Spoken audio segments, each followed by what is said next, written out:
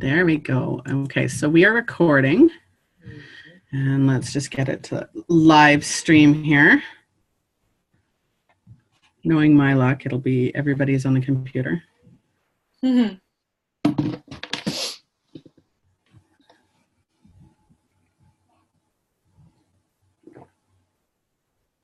There we go.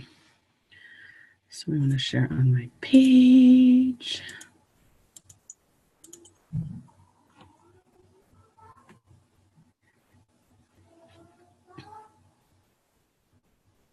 And we're preparing. Yay! Woo! I'm so excited. We're preparing. Yes, so setting up your webinar on Facebook. Yay! Like I didn't already know that, right? You're like, oops, didn't mean to go live. All right, so I think we're live now. We should be anyway. Yeah. And we're going to wait just a couple seconds for everybody. Yep, so we are definitely live. Sweet. And I'm hopefully going to not hear it on my own. Oh, I know that always happens to me. I know, I want to be able to share it, right? Yeah. All right. As long as the sound doesn't come on, I think we'll be good. Yeah. Oh, look, I think I can share it. Okay. Yay. So I'm going to also set it up on here so that I can watch for comments. Cool. And then we will start introducing. Yay. Oh, I see it. Sweet. Awesome. Perfect. I don't know why it's not letting me share it off my computer. Mm-hmm.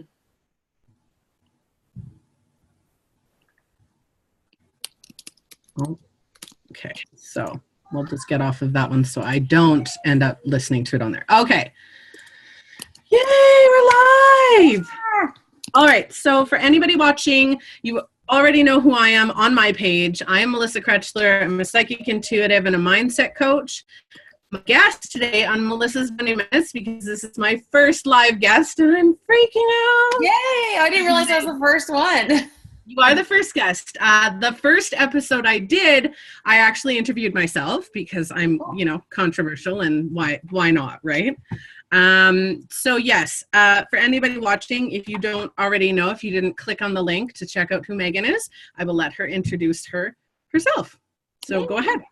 Awesome. Well, thank you so much for having me. And hello, everyone watching. I'm excited to be part of this community for the night. My name is Megan Yelaney. My official name is Megan Yelaney Bayan. I just got married a year and a couple months ago, so it's still really new.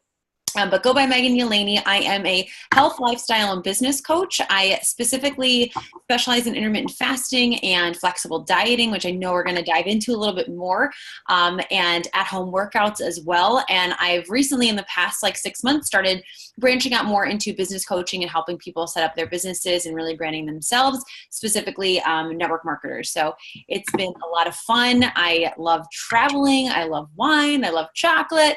My husband and I did a 4-month cross-country road trip when we got married, and it was a blast. We both work from home. So those are just some fun facts that I usually like to share with people. I'm also a performer, and I'm doing a musical in a month. So just kind of a little jack of all trades in different areas, and really excited to be here and just share some cool knowledge with you guys. Awesome. So let's get into it. For anybody watching, if you have any questions, feel free to post them on Facebook. I will be monitoring the comments. Feel free to share as well as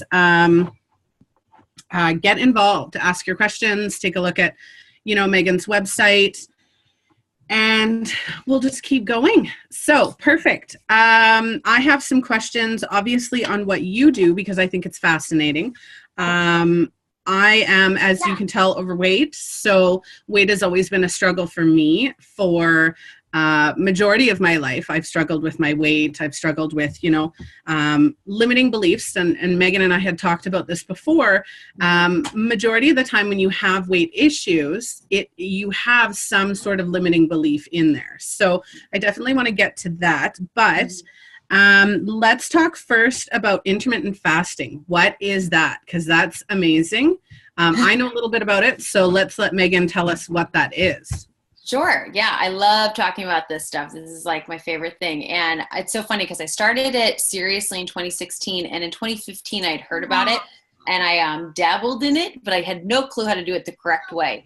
And I dove all in. I went from eating breakfast. I'll explain like exactly what it is in a second, but I went from eating breakfast to fasting until like breakfast at like 6 a.m. and then fasting till 2 p.m. And so I dove all in head first, and I was like, this sucks. This is really hard. I'm really hungry. This can't work. This can't be good for you. And I dismissed it. And so a year later, I kept hearing intermittent fasting, and everyone was talking about it. And so I said, you know what, there's got to be something to this. And so I actually did my research, which even though you guys are watching this, highly recommend you do your own research. I think it's just, important to really find the facts on your own too. Did the research, sat down, and realized it could be very, very good for your health, especially if you have some autoimmune disorders and things like that, and you have a lot of gut health issues. It's so, so good for that. So it won't be for everyone, but I dove in and I actually did it the right way. I eased into it, which I'll share with you guys in a second. But essentially what intermittent fasting is, it's not a diet. It's not telling you what to eat or how much to eat, but it's telling you when to eat in a loose way. And I say that because I don't practice anything super rigidly, especially with myself or my clients. Like, I'm much more of a lifestyle. I don't believe in the strict rules, because I think that's when people fall off. We all have tried diets and most of us have failed at them, myself included.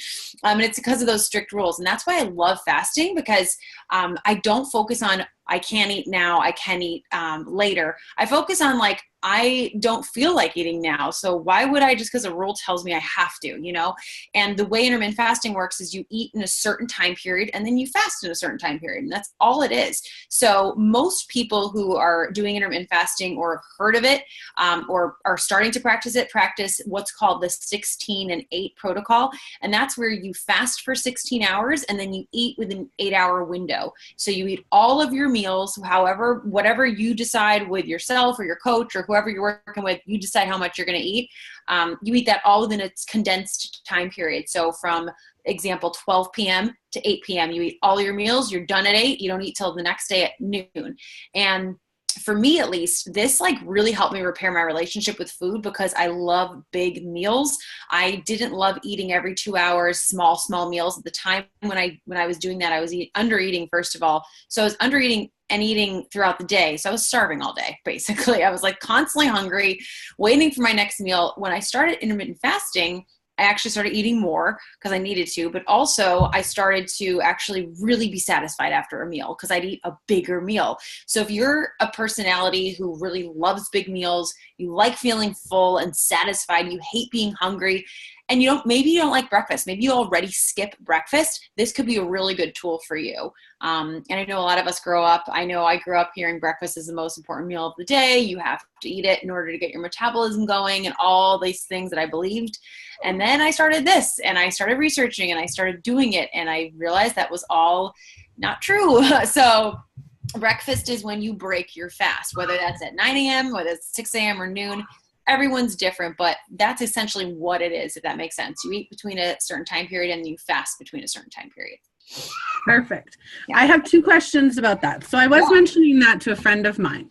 Mm-hmm. Now, what happens with intermittent fasting? And if you starve your body, because you're basically fasting for 16 hours, right? Mm-hmm. Yeah. In that time period, you're starving your body. So when you're done that time period, she had mentioned to me, what happens when your body, if you're starving your body, it goes into fat storing mode. Mm-hmm. What happens with that? So that's one question. I can tell you the other 2 where I can let you explain that one right away. Sure. Yeah, I can really quickly explain this. And I have more like specific scientific info on my blog and things like that. And I can point you guys towards some really good ones. I think it's the lean gains protocols is what 16 and 8 is called. And Martin Burkhan, I believe, is the founder of that one. He's coins it. So I'll definitely share that stuff with you so you can share it with all of your listeners. So if you guys are like nerds and like me and you want to go in depth into the science part of it, I think it's really fun to do that. But basically when you're fasting, your body uses during that time when you're fasting in the morning, say, instead of your body using energy from the food you ate from like 6 a.m., it's using it from your fat stores. And so that's why a lot of people who practice intermittent fasting, they actually feel leaner. They might not necessarily lose a lot of weight, but they lose body fat. And that's what I actually noticed more so than anything was body fat reduction from fasting, because my body was using energy from fat stores instead of food because I wasn't eating. And But wouldn't it want to replace that? that's not from the science, from what I've read. No, personally, from what I've read and studied, that's what really when I've been studying it, it says that you use that fast stores, and once you start eating at noon, then you start replacing it. But we don't need it. We don't need to eat every few hours in order to keep that up. That's like a fallacy that I used to believe. Daddy! Yeah, Daddy's home. Yay! Oh, yay! No, she's hiding because you talk to her. No, all you have to do is talk to her, and then she'll bugger off because she's a very antisocial, that one. Oh my gosh, that's funny. She loves the lives, but as soon as somebody tries to talk to her, she's like, no, I'm not having any of this. Yeah. Oh, it's definitely like that. All right. So that was one question. So the second question, sorry, she keeps opening my door.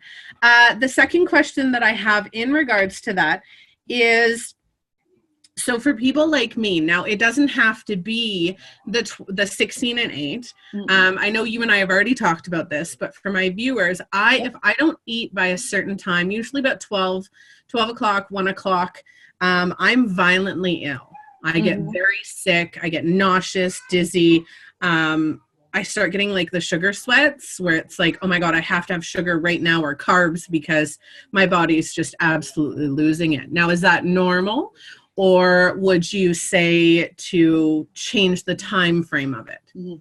Totally. You can totally change the time frame. And that's what I love about this is it's so flexible. Like one of my friends does, she eats from 7 a.m. to 3 p.m. She doesn't do like later in the day because she loves breakfast, like waking up and eating right away. And she's so busy from 3 on with her kids in her life that she's like, I don't even have time to eat. So why would I, So you can use any time period you want for your fasting window and for your eating window. So for you, you would definitely want to eat before you would start to feel that. And the whole point of it is it doesn't want to feel restricted. So if you wake up and you're absolutely starving at 9 a.m., even though your fasting isn't supposed to be till noon, then just eat at 9. It shouldn't be about being super strict to the point where it feels like a diet. It's supposed to do the opposite. So yeah, absolutely. Yeah. And even if you need to, like some of my clients, they don't do 8 hours. They'll eat within 10 hours, or some of them will eat within 12. You're still fasting for 12 hours. You're still getting benefits. And 12 hours isn't really hard to do. Most people can easily start eating at 8 a.m. and stop eating at 8 p.m. So it's really just about that late night snacking that I think people, can get help with, and it really can make a difference. Which takes us into our next topic, flexible dieting. Yes. So let's hear about flexible dieting, because I know that a lot of people, there's the keto diets, there's all these different diet fads that keep coming and going and coming and going, and oh, this is good for you, and then but it's not. And so what is flexible dieting? For sure. No, that's funny you say that, because I literally made a post about that the other day. I was like, everything's so contradictory. Who knows what we believe now? Like, it's so confusing, right? It's like so confusing. And I feel so bad for any person who's never, ever been in the dieting world. It must be like so overwhelming trying to actually start a weight loss journey, because I'm overwhelmed and I'm not starting. So I can't imagine. So the reason I say that is because I love flexible dieting, because it's not a fad diet. It's not a eat this, don't eat that kind of thing. It's not high carb, low fat. The great thing about what flexible dieting really is, there's not a specific, I've looked up definitions before, but basically it's a way of eating where you are not eating super clean foods 24/7 or eating junk foods 24/7. You are eating within your macronutrient ratios that either you determine online or you have a coach determine for you. And all that means is, instead of counting calories, which most people do, it's counting macronutrients. So you're getting a little more detailed. You're counting carbs, fats, and proteins versus 15, 16, 1700 calories or whatever your calories are. You're getting more into, I'm going to have this many grams of carbs, this many grams of fats, this many grams of protein. And now I know people are probably like, whoa, that's confusing. No way. Can't do that. Like that's what I said when I first heard that. I was like, that's so confusing.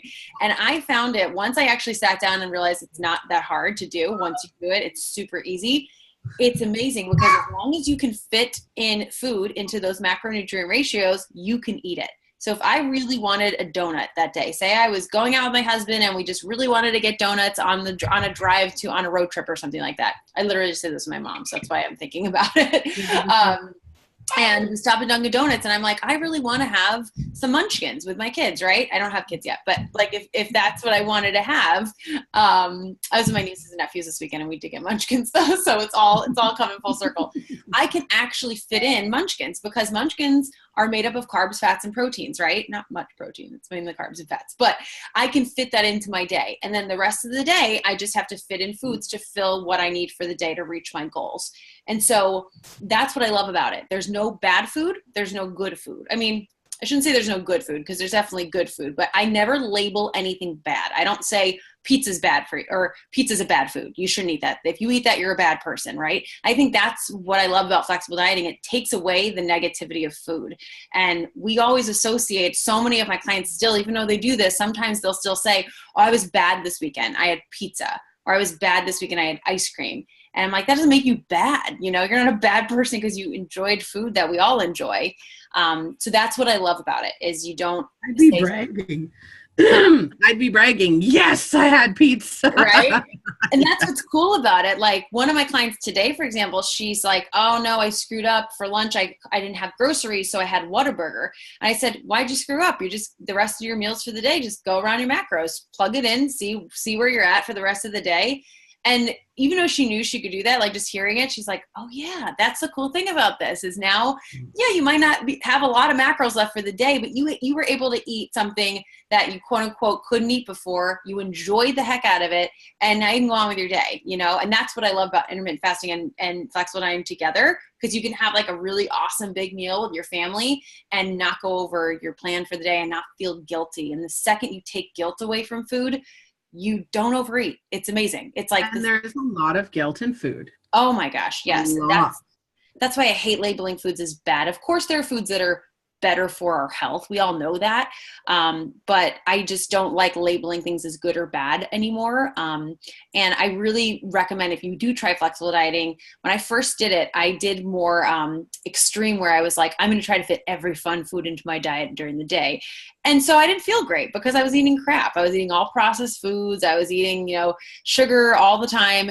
And then I realized, okay, this is not the purpose of flexible dieting. And I still eat pretty much 90% clean whole foods because I feel so much better. But if I want to have something with my friends or my family and I want to stay on track, I can fit it in and I don't feel bad at all. So it's almost like a mind over matter. Yeah, totally. 100%. Yeah. So about, I know that you and I, again, had talked about this before, but what is, in your business, you try to identify with your clients. So anybody watching, in a way, Megan does mindset work as well, because she gets down to the root of why it is that you have such a negative relationship with food. Mm-hmm. So in that, how do you identify that in your clients? Like, what do you do to find that answer? Yeah, for sure. And this is where I actually worked with someone to help me with all of this stuff, right? And that's when I realized, like, this is the missing link for so many people. And when I got down to that and realized where it stemmed from, that's when everything changed, right? That's when all the rules went away. That's when I actually was able to easily stick to my plan, my flexible plan with ease. And I think the biggest first step to really getting to the root of everything is to really dive deep into the stuff you don't want to dive deep into. I hate to say it, but you really have to get very vulnerable and be really honest with yourself. So really the first thing I do is I hop on a call with them, but you could do this by yourself, is journaling. Is every single day, like we set up a morning routine for everyone. And one of the first things they do in their morning routine is to journal and to fill out this mindset tracker. And in the tracker, all I have them do is write out, what are your limiting beliefs around food specifically? Like, what are some things that you're telling yourself that is stopping you from achieving your goals, right? And one thing might be, a lot of people tell me I'm lazy. That's a big, big one that people say. Or I like food too much, so I can't lose weight because I like food. I was just about to say, let's use mine. I enjoy my food too much. Yeah, that's one of mine right there. And I've said that before. Like, I feel like a lot of people have that's a common one, and that's what we call a limiting belief, is just basically a belief that's holding you back. That's a lie that's holding you back. Like, you're telling yourself this and it's BS basically, And so what I have them do is write that out, And then physically, like actually physically writing it out, I think is best. I have it online on a tracker, but some people just physically write it out, literally crossing it out and then rewriting a positive affirmation. There you go. You're like ready. In something that empowers you. So say I like food too much to lose weight. And then your positive affirmation, for example, could be, I could have this food every single day. It's not going anywhere.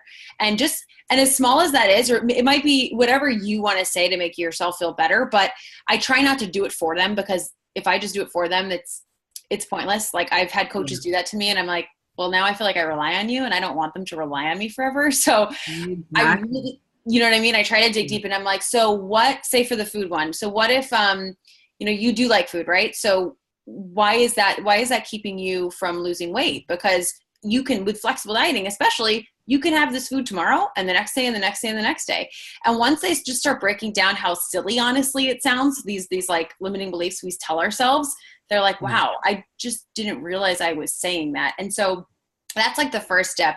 And then a lot of times we have to dig deeper and go into like history with food. So how were you brought up? That's a big, big one. Was food a reward for you? Did you have to sit at your table and finish your food in order to get up?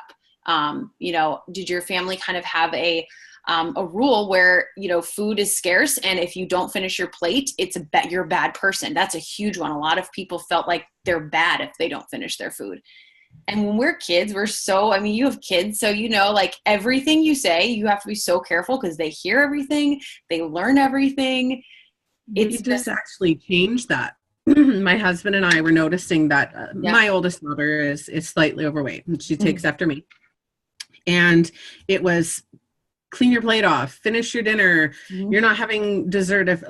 We obviously have, if you don't finish your dinner, because we don't give her a lot, you're not eating after. But we're not going to force you to eat your dinner, right? If you don't like it, don't eat it. If you don't want any more, then don't eat it. But you're not eating again and again and again after, right? Yeah. So it was we actually just recently changed it to that, where we're not forcing her to eat, but we're also not giving her anything else to replace what she's not eating, right? Because she'd be like me. She'd eat junk 24/7 if I let her. Yeah. No, exactly. I think that's great. I think that's like super smart. And it's these small tweaks that we grew up with that we don't realize, like I totally grew up with you have to finish your plate. And so I hate wasting food.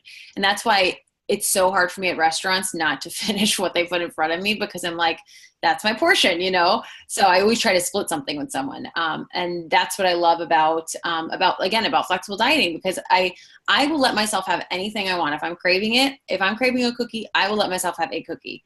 And I know it sounds like, well, how do you have one? It's because I know I could have it tomorrow and I can have it the next day. And so that's one thing we work on too, is getting rid of if you're going out for the weekend, away for the weekend, and you're nervous because you'll get off plan or off track. If the more you tell yourself you can't have something, the more you want it. Like we're all inner children. Like that's all we think about. And I found that simply, like one of my clients last week, she's not even tracking anything yet. She's not at that point yet where she's ready to track. She's just slowly doing the mindset stuff and developing a morning routine. She lost 3 pounds and she literally didn't track anything. All she did was really work on her morning routine and be more conscious of her thoughts. And she stopped telling herself she was lazy. And so she stopped being lazy. And that's it. It's just really like all the thoughts and the beliefs and habits we were ingrained with growing up as kids and in our adult lives too. It's just kind of breaking those down and making new habits. And it takes so much time. And I think that's what people don't realize is it's not going to happen in a month, even 2 months, even a year. Sometimes it's going to take a long time to get rid of those old habits and reframe. Well, you can lose all the weight, but you're not going to change your mindset in order to keep it off. Right? Yeah. And I totally get that. 100%. So you've talked about morning routines quite often. So what was your morning routine? Because I know that in your post to me, you said that your morning routine really changed it for you. So you said journaling and changing your limiting beliefs. What else is there to that? So yeah, for everyone's morning routine is going to be so different. And that's really key, is do what speaks to you. Some people have 5 minutes, some people have an hour, so it really depends what you have. A couple things that I did to change again, 2016 was just like the year everything changed. I really started putting my phone on airplane mode before I went to bed. And then I put it across the room, and I also changed my alarm to say something positive. And it's usually like, my husband always makes fun of me because it's like super corny. It's like, you have important things to do for the day or something, or like you have to change your life today or something corny. But you know what?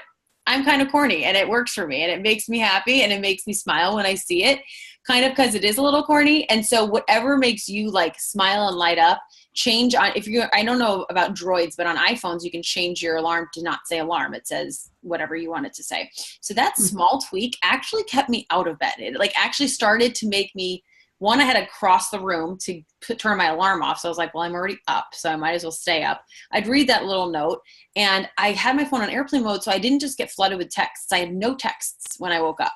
And I think the worst thing you can do in the morning, which I used to do all the time, is check your messages, check your email, check everything, right? You just get bombarded with life, and mostly with negativity, especially if you're running a business. Something went wrong. Someone didn't do something they were supposed to do. A customer complaint, like something goes wrong all the time, right? So that was the biggest thing, honestly, is just protecting my morning and not checking messages. I chug water right away. I usually chug at least 20 ounces pretty quick right away in the morning. I have an apple cider vinegar drink that has helped me with digestion a lot. It's disgusting, I'm not gonna lie, but I just chug it, so it goes down pretty quick. I do 2 tablespoons of apple cider vinegar with about a cup of water, and actually a little less than a cup of water, and a little bit of lemon juice. So it's not horrible. If you put stevia in, it's actually kind of good.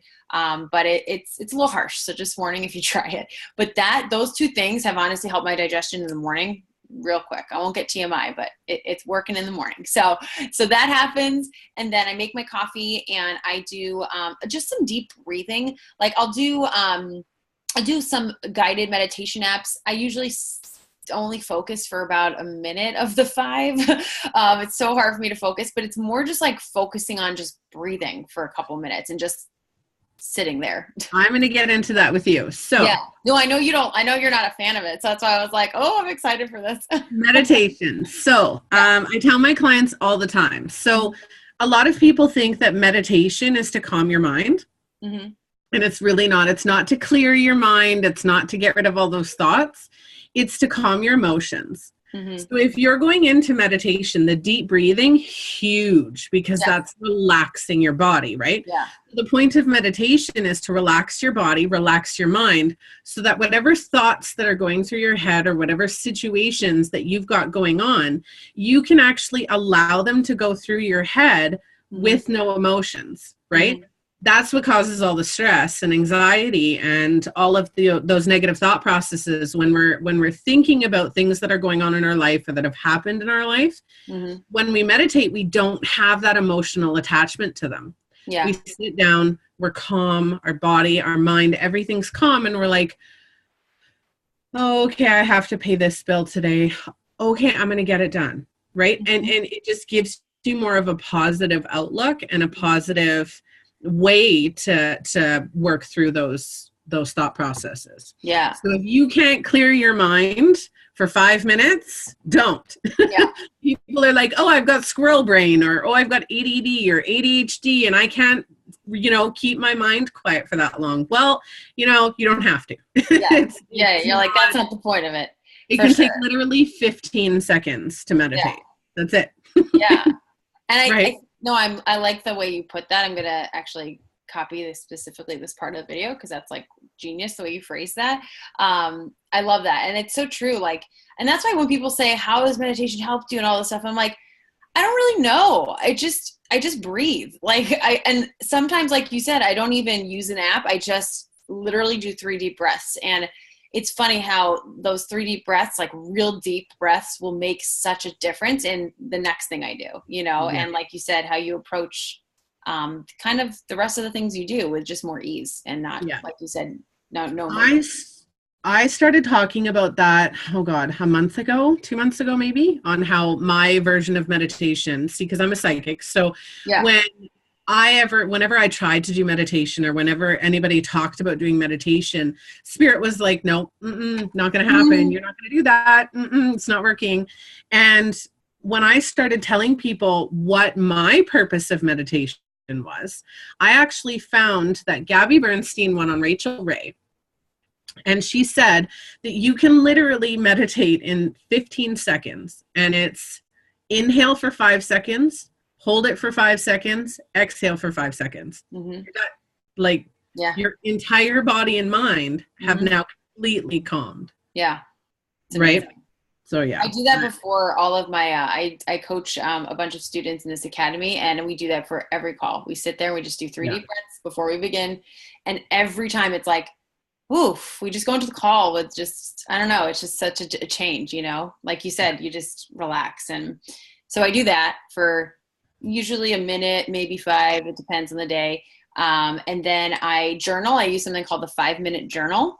You can just Google the 5-minute journal. You can get it. It's awesome. It prompts you because I'm not a free journal writer. I need prompts, honestly. And I used to think, oh, I'm not a good journaler. I can't like just flood my thoughts in the morning. And I don't, kind of like the meditation, there's no set rule. And I found this super helpful. It just said immediately write down 3 things you're grateful for, write down 3 things you'd love to happen that day, and then a positive affirmation. And then at the end of the day, it also prompts you 3 great things that happened that day, 2 things you could have done better. I'm not phrasing it exactly right, but that's kind of the gist of it. And that is like, I love doing it every morning and night. And I'm pretty consistent with it every day. And it just forces you to be grateful for something right away in the morning. Because, stuff's going to happen to you during the day that's going to make you stress. It's going to make you a little negative. And when you immediately start your day with something grateful, it just makes it so much easier to deal with all that. So that's helped me a lot. And then after that, I do personal development. So I do some reading. Sometimes it's something more like Gabby Bernstein, and then sometimes it's more practical. I'm reading Building a Story Brand by Donald Miller now, for branding purposes and marketing and things like that. So it kind of rotates between what kind of book I'm reading. I read Lewis Howes' School of Greatness right before this, which was awesome, by the way. And so then I read, and then I usually either do my workout or I go to Starbucks and I do work for a couple hours. So it depends on the day. But I find that I'm more creative in the morning, and I like to get my writing done in the morning. So for me, that's my personal thing. And you guys can do a version of that, whatever feels good for you. And you can do it in 5 minutes. Like sometimes I don't have an hour to do it, and I'll skip one of them, or I'll listen to an audiobook while I'm driving somewhere getting ready instead of sitting down and reading. Oh yeah. So. All right. So let's see what else I wanted to ask. So just to interrupt while I'm kind of going through this, for anybody watching, if you have any questions, feel free to post them. Feel free to share the video. Afterwards, the video will be uploaded to YouTube on my website, and then you will have all the contact information for Megan to work with her or whatever it is that you want to do. Follow her videos because she does interviews on her page as well. Yeah. Success stories, which is always awesome. All right. So we talked about making losing weight fun. Now, my question, and I literally have it written down this way. Okay. That's the first word. Okay. How is it even possible to make losing weight fun? Yes. No, I love this. So this is something that I started to really dive into only in the past few months, to be quite honest. And it's because I kept having people just take things so seriously. And I get it. Life is serious and serious stuff happens to us. But especially with weight loss, it just felt like everyone kept saying they're failures at this diet. They're failures at this. This is bad. These foods are bad. And like we were talking about before, labeling. And it was just so much negativity associated with weight loss, so much negativity associated with working out and dieting and all of this stuff. And to be quite honest, one of the first workout programs I ever did was P90X. And it's an at-home workout program. And the guy who created the program is such a goofball. And like, all of the workouts, he would crack these corny jokes, like super corny jokes. And I thought they were hysterical. Some people didn't like them, but I thought it was really funny. And even when it wasn't really funny, it was during the moments that were so hard that you just wanted to stop and quit.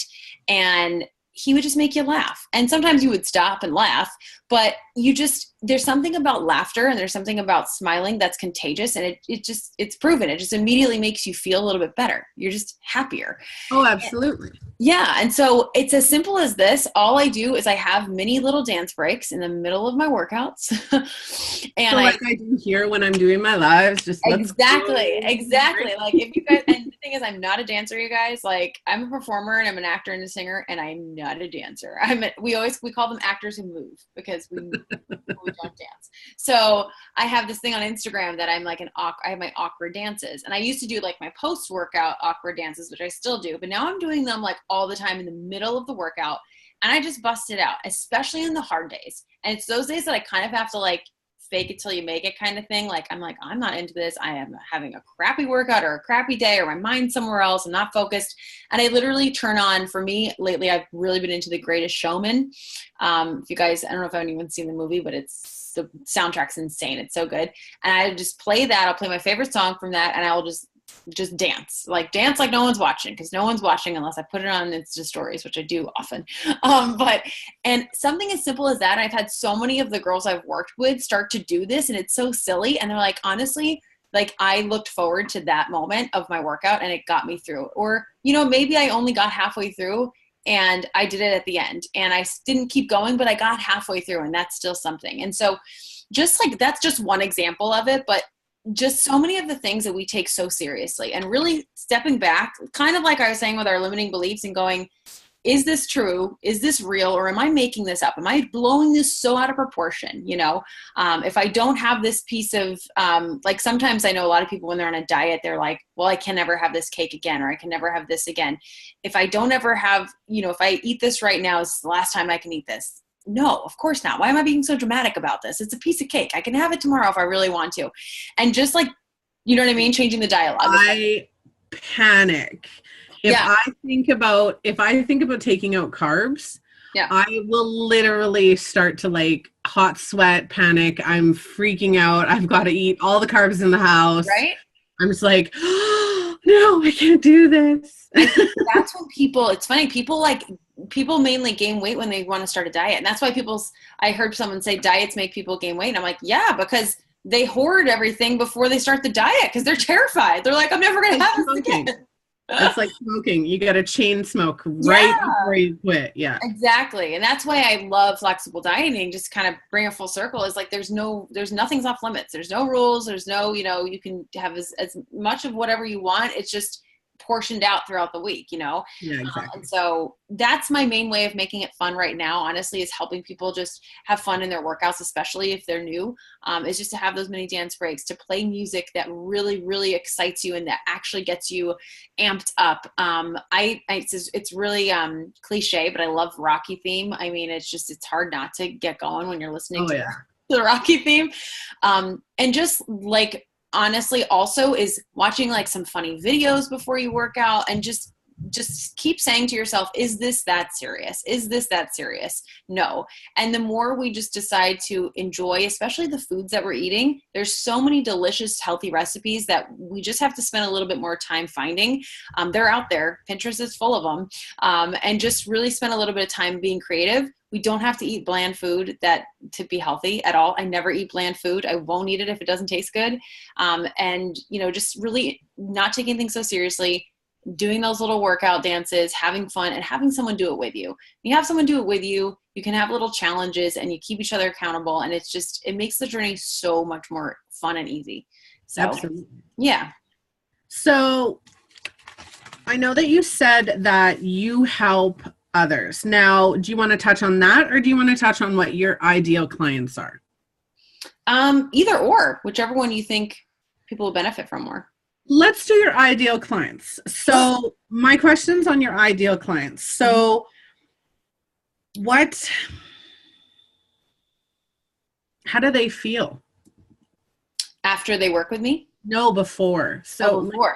What are your clients feeling before they start working with you? Yeah. Like what in a way, my business coach that I'm dealing with, she says, actually a lot of business coaches that I deal with, one of the first things they ask is, what does your ideal client feel before they met you? Because that's idealistically, your ideal unicorn client is going to be you a couple years ago. Yeah. So what does your ideal client feel right now? Like what exactly would they be looking for to work with you? 100%. I love that question. I love the unicorn client, by the way. That's like awesome term. I love unicorns. I wore a unicorn shirt for my workout today. So no, perfect timing. My ideal client, it's funny. It's so true. My ideal client was me. Probably 3 years ago. My ideal client really, really struggles with the all or nothing. They are either 100% in or 100% out. And when they're 100% in, they're usually restricting way too much. They're not eating enough.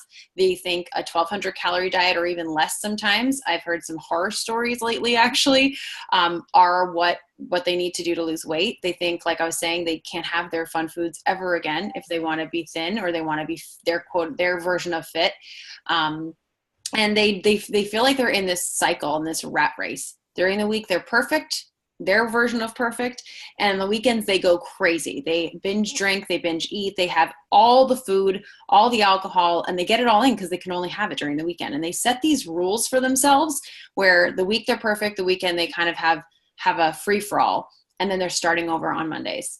And that's really the biggest kind of, the person I've helped mainly has had the weekend struggles. That's been one of the biggest challenges, is falling off on track on the weekends and feeling like you're just starting over every single Monday and getting further and further and further. Like you have to go over that hump again.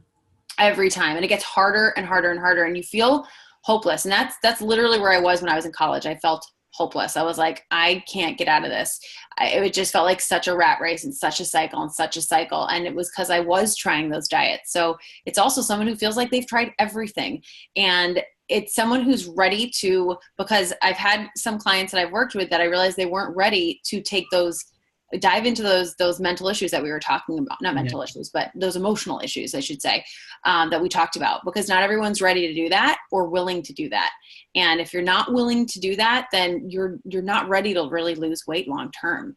And so that's really, in a nutshell, my ideal client. I only really mainly work with women. I've helped a couple guys. I have one great male client, but I mainly work with females. I just feel more comfortable. I know their bodies more than men. My husband prefers that. So I mainly work with females too. And I used to think, most of my one-on-one clients are around my age and are married, and some have kids, but most don't yet want them. So it's funny how we really attract ourselves. But I actually just started working with a college age girl who connected with my story because it's all about me in college. So I wasn't surprised. So I'm not limiting it to a specific age anymore, because I really think that feeling, you can have that feeling at any age. I know women, all ages, who have that feeling. So really it's that all or nothing, that yo-yo dieting feeling, that just, I'm just so sick of trying everything and nothing working. Desperation that yeah. And I'm sick of feeling like I'm on a diet all the time. That's probably the biggest thing too. Yeah. So not the end result, because we'll get to that one next. But what can your clients look forward to when it comes to working with you? Like what do you provide to your clients? Not the end result, but like, what can they look for? Like, do you have a set time? Do you have set packages? What do they get in them? That kind of stuff. Yeah, for sure. So I have a couple of different things. I have some courses and I have some boot camps that I do online that are more group focused. But my one-on-one is definitely way different than those two. The thing I like the most about what I provide for my one-on-one clients is this Voxer app. I don't know if you've heard of that app before. But for those of you who are listening who don't know, it's basically a walkie-talkie app. I love it. And I give my one-on-one private clients, basically I say 24/7 access, but I don't check my phone at midnight, and I sleep normally. And if I'm with family and friends, I don't look at my phone, but I give them full access. And that's been the game changer for them, because if they're just having a crappy day, it doesn't even need to be about food. It doesn't even need to be about the fitness part, they just really need to vent to someone who will not just say, oh, I'm sorry, you're so right about, say if they want to gossip about someone, right? I'm not there for them to be gossiping to. I'm there for them to realize, wait, let's take a step back. Like, do you really want to be saying this about this person right now? Is this really bettering your life?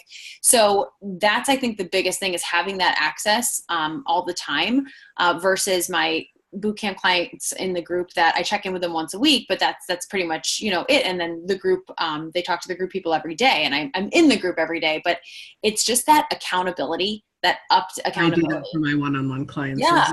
Yeah. They have just about unlimited, I say unlimited access within reason, because exactly. We have families and we do have, work that we have to do as well. Yeah. But yes, definitely. That's a huge thing that I find people need. You can go and take like for my group courses and your boot camps, I'm sure you have like a VIP package. Yeah. I have a VIP package where people can purchase a higher package, but they're getting that one-on-one and that unlimited access to me in that time as well, right? Yeah. People need that. I don't like the thought of, oh, I'm just going to take this program and it's all automated and I'm not going to have any interaction with you, right? Yeah. And that's, people need that interaction. They need you to be their cheerleader. They need you to say, screw this, you're doing that wrong. Like, you really think this is good? Yeah. Right? They definitely need that accountability. Yeah, the accountability definitely makes all the difference. I agree. Okay, so what do you do, like a plan for your one-on-one clients? Do you help them?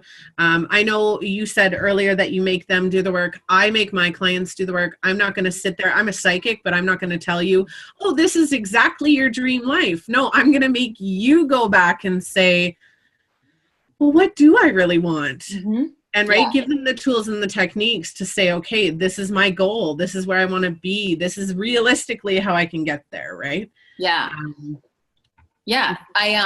So I read a book called, you might've read it. It's called The Coaching Habit.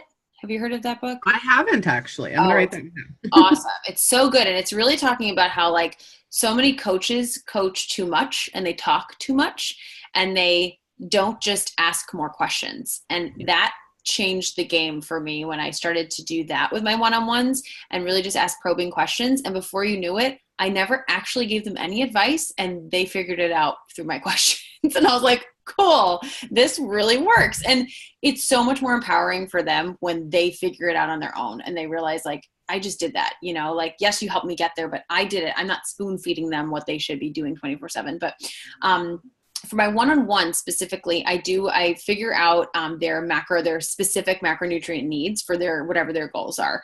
And then I also give them a mindset shift coaching session right away that I was telling you about in the beginning. Is I develop their morning routine. That's the first thing we do.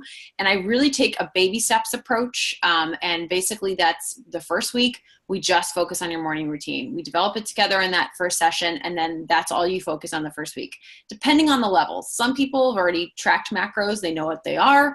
They know how to do it. They do intermittent fasting. But some people are brand new. They have no clue what a macro is. They have no clue how to track anything. So yeah, it's so overwhelming being like, here are your macros, have fun, figure it all out, So like, no. I'd be crying. Yeah. They'd be like, bye.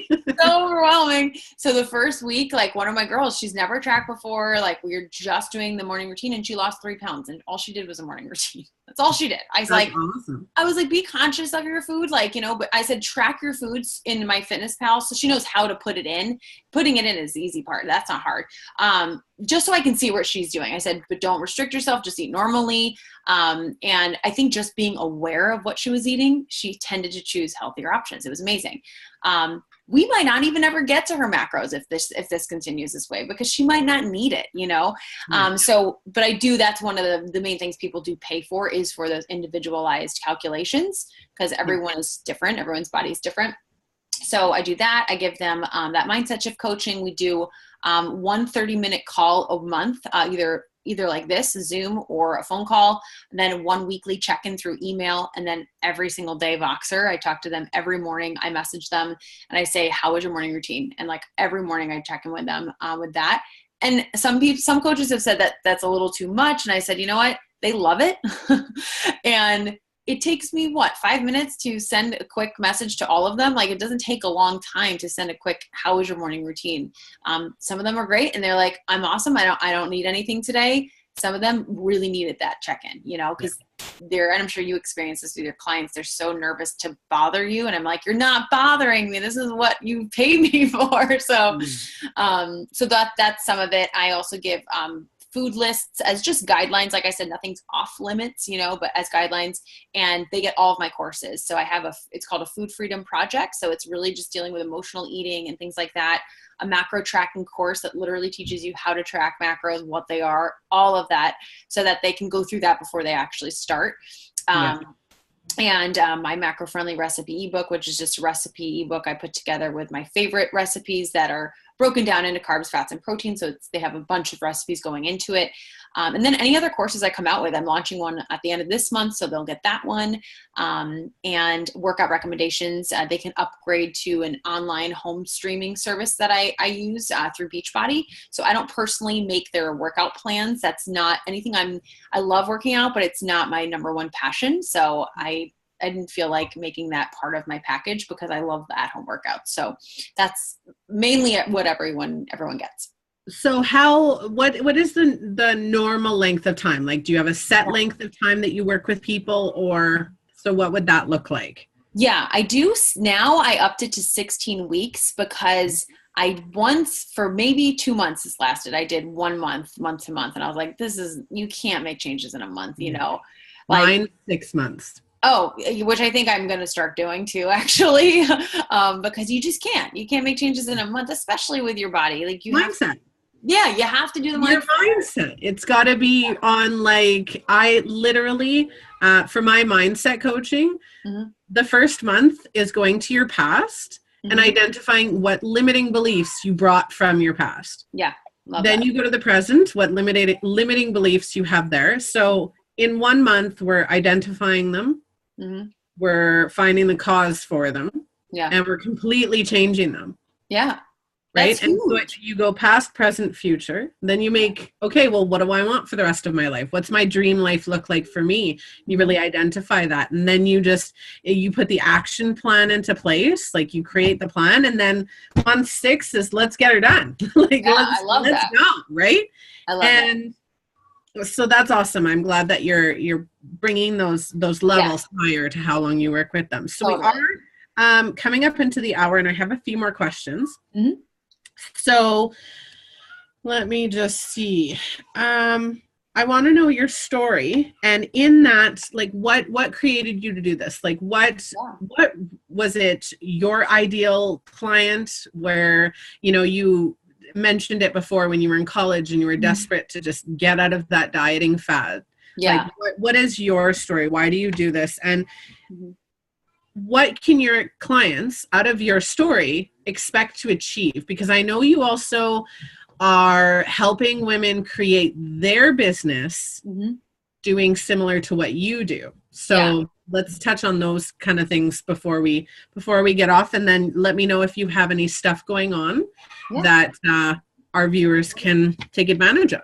Cool. No, awesome. Yeah. So sort of what I was touching on before, I feel like my story really started back in college, but even a little bit, I guess, growing up, I was very blessed to not have, my mom never talked badly about herself in front of, me. I grew up with a good body image. I was very lucky because most friends I had did not have that same situation. So I always had a good relationship with food. I never felt restricted. I never got into dieting when I was younger. I never worked out either. I did do dance, even though I was bad at it.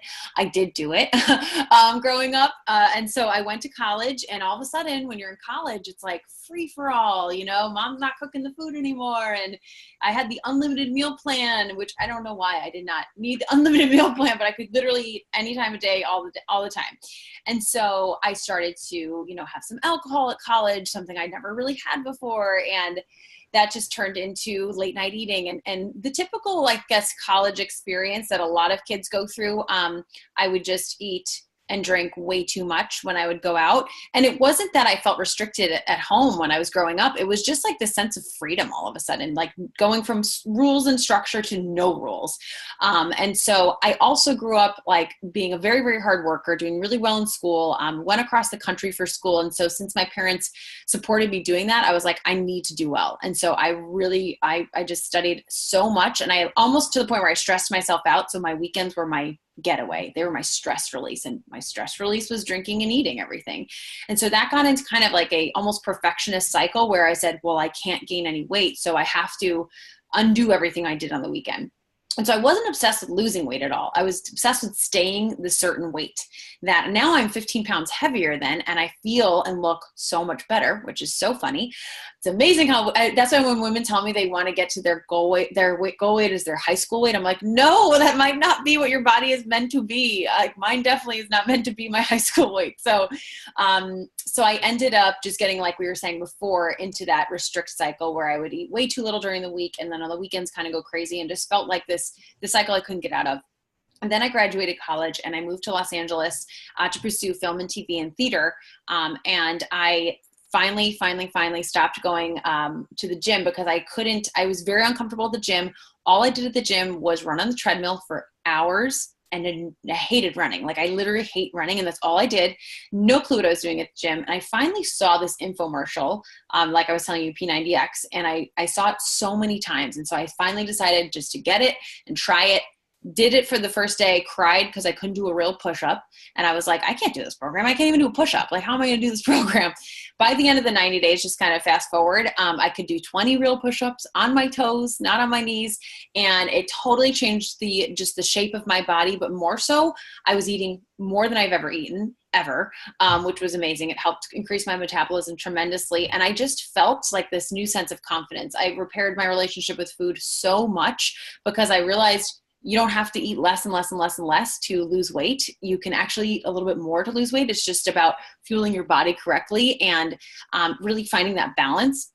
And so I became addicted to at-home workouts because I didn't feel comfortable in the gym. I still don't really feel comfortable in a gym, honestly. I don't really go often to a gym. I still work out from home, and I just felt really comfortable. Joined an accountability group, and that's when I realized I could actually help other people. And I naturally did it because people asked me what I was doing. They saw my body changing, and they said, what are you doing? And I got people into it. And then a year later, I realized I could actually had been making money the whole time. And so I was like, well, I'm definitely gonna jump in on this because I already sending all these people to the website. So I got into Beachbody, and I started to become a rep for them, or a distributor.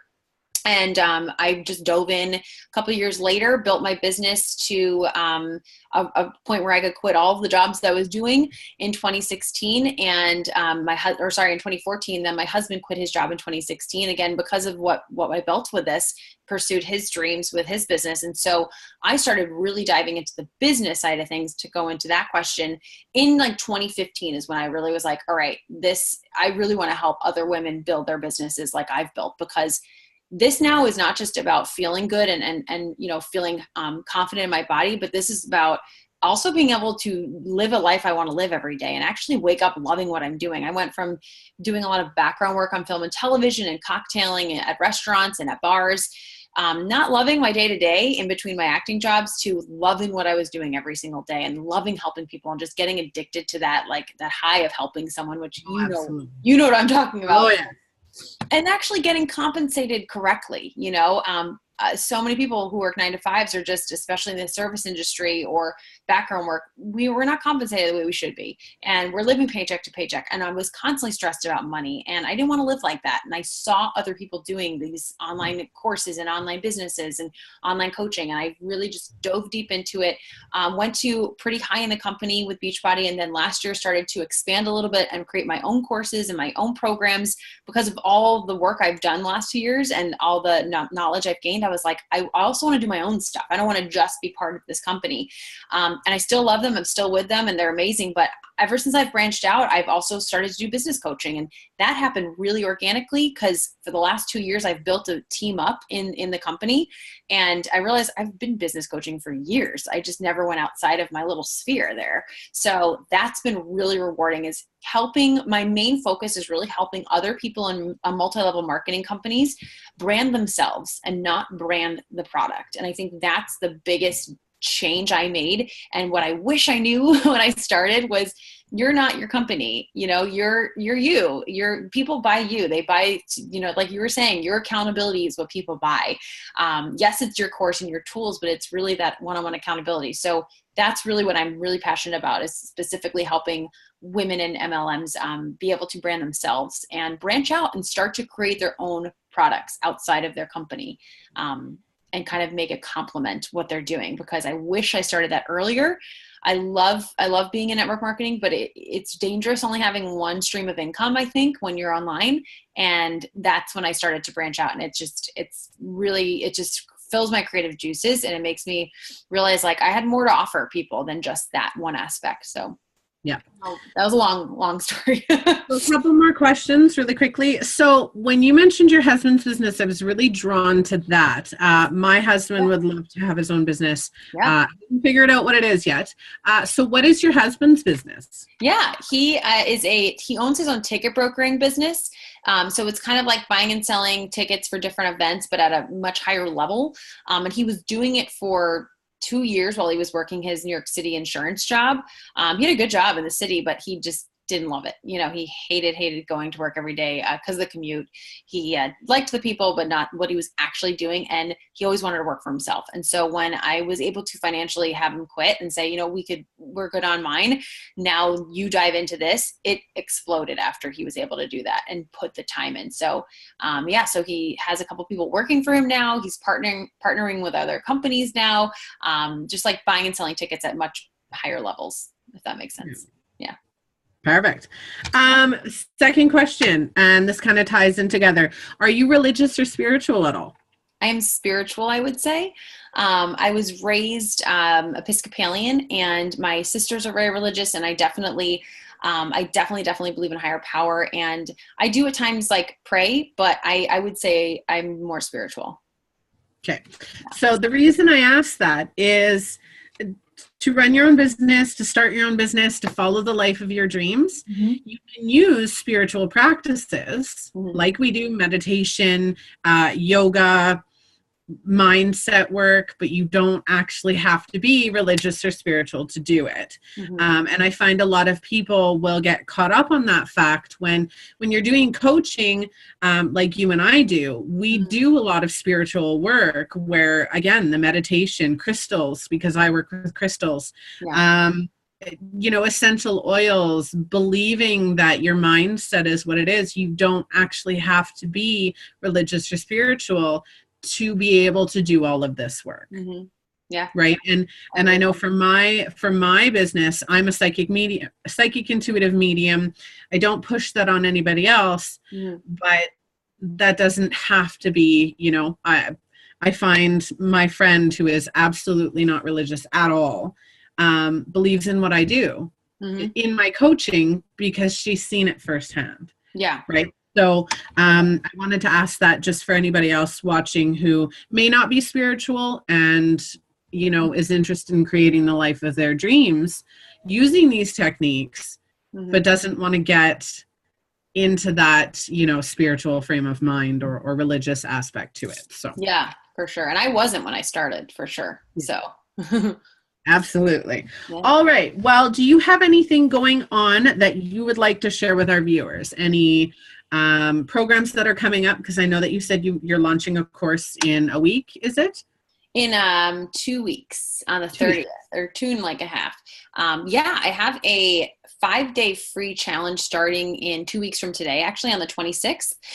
That's going to be, if you guys are like interested in intermittent fasting or macro tracking, it's literally a 5-day free macro tracking and intermittent fasting challenge. So you'll learn the ins and outs of intermittent fasting, what macros are, why to do it, all basically what I talked about today, but at a more deeper level. So that's going to start on the 26th, totally free for 5 days. And then I am launching my course on the 30th, and it's going to be a lot of what we talked about, but just like diving deep and giving you the applicable tools. The first half is going to be all about mindset and really, like we said, getting to those limiting beliefs, getting to the root of why you've gained weight and why you don't feel like you can lose it. And then the practical part of it is how to track macros, how to find your starting macros, pretty much what I do for my one-on-one clients exactly, except not the everyday accountability. But I am offering a group coaching program along with it for people who do want accountability. So. Absolutely. Yeah. And for anybody watching, I know that my viewers, hi baby, I know that my viewers have already been talking about my programs. I've just launched 2 programs. So if anybody's interested in learning about intuition, how to build your intuition, what it means for you, as well as, you know, if you want to learn how to read cards. So it's all about intuition building. That one's launching May 1st as my daughter decides she's going to jump on my bed. The one that's starting on April 2nd, though, that's called What's Your Path? And in that program, it's for people who are confused, don't know where they want to go, are feeling desperate, and want to change their mindset to create the life of their dreams. So those are my 2 group programs that are coming up very soon. You can go to my website to find mine. You can also go to Megan's website, which is located at melissacrutchler.com/Melissa's Monday Madness, because that's exactly what this is.